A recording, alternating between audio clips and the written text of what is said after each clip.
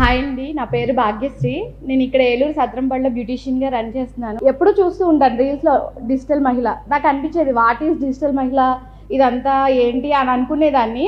Last weekend మా వారు వాళ్ళ సిస్టర్ దగ్గరికి వెళ్ళి ఇంటికి వచ్చి ఇలా సుకన్య చేస్తుందంట, నువ్వు ట్రై చేయొచ్చుగా అన్నారు.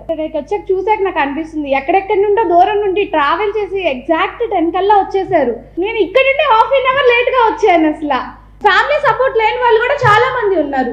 బట్ నాకు ఫ్యామిలీ సపోర్ట్ ఫుల్గా ఉంది. బట్ కానీ నాకెందుకని నేను సెల్ఫ్ డిమోటివేట్ చేసుకుంటున్నా. ఫస్ట్ తప్పు అది అసలు ఎవరు చేయకూడదని అనిపించింది. నేను రావడానికి మెయిన్ రీజన్ మా వదిన. తను 2 months అవుతుందంటే నాకు తెలీదు.